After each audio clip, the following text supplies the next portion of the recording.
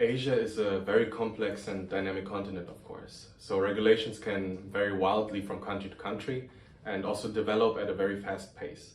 As a foreign direct investment consultant, I often find that companies do not often take into account this constitutional and institutional context of the countries they plan to expand into. This includes many factors such as political and social systems, market stability, for example, and also the general regulatory openness to foreign investment. Vietnam, for example, does not have any minimum registered capital requirements for FDI in many sectors, whereas Indonesia, on the other hand, for foreign invested companies, has registered capital requirements of USD 680,000. So minimum capital requirements will differ vastly from country to country, and there might be special incentives such as capital waivers or, on the other spectrum, especially high requirements depending on your line of business, and it's best to check this first. Another common mistake is relying solely on what you hear about the market in the news or from business partners or even friends, or even relying on your gut feelings instead of using a comprehensive approach like getting location advisory tailored to your company's unique situation and needs. I also strongly advise that you visit the country yourself before you ever make any investment decision in it. So, in conclusion, to answer this question, companies frequently overlook the importance of devising comprehensive market entry strategy.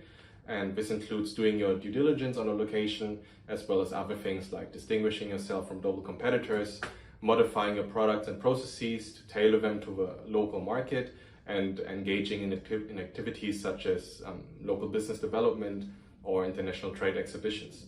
So by adopting a tactical and all-inclusive plan, businesses can enhance the probability of achieving success when venturing into the Asian market.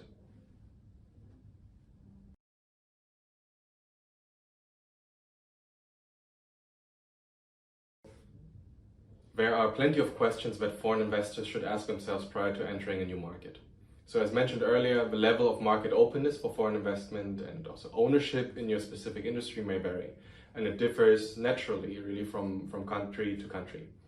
So it's important to ask about potential obstacles, the likes of which might include strict registered capital requirements, as we talked about, whether foreign investment in your sector is restricted or limited, and whether beneficial tax treatments are there and other advantages or even a limitation that may apply to your firm. So regarding other factors, there's also the question about market entry models. There you must consider which option best aligns with your intended objectives. So for instance, if your goal is only to source or conduct marketing activities in the target country, really without generating any revenue, representative office or RO may be sufficient. This option is relatively simple and relatively quick to set up, and also cost effective to maintain, and permits the hiring of local and foreign staff, including your own work visa if needed.